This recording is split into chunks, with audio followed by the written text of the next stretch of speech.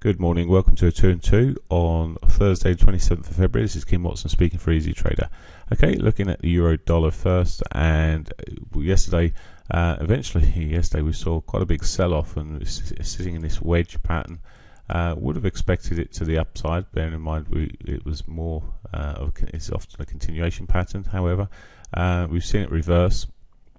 There is some potential further downside, which I'll show you in a moment, but I do have an intraday upside target of 137.01, so it just brings us slightly above where we are at the moment.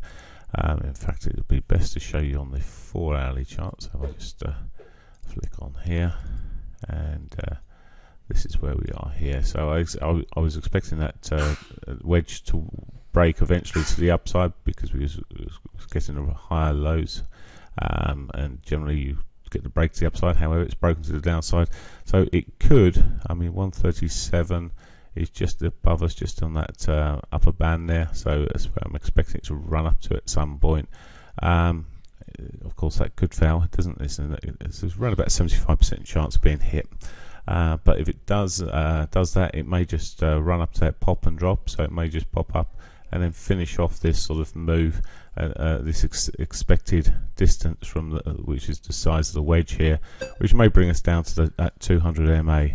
So that's what I'm expecting at the moment, which would be around about where the 50 MA is on the dailies. Okay, that's the euro. Let's have a look at the pound dollar. And yesterday, that did we saw a bit of a sell-off, not quite to the same extent as the euro, but as you can see, it's still pretty much consolidated at the moment. I've got no sort of intraday targets as such, but I would be looking in terms of resistance at 167.28. Support would be sitting back if it did pull back on that daily 21, and the previous lows there at 165.82. So they're the two key levels there to be watching for.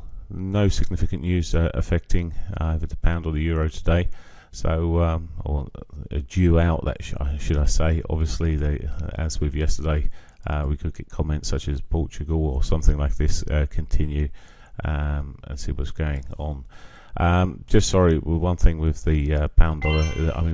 I did mention this descending channel, and we did break out of it, and we're back out of it again. So whether or not we can actually make the target from it, we'll see. But the targets would be around about the highs of the 17th there. Okay, that's it for me. Hope you have a great day. Bye for now.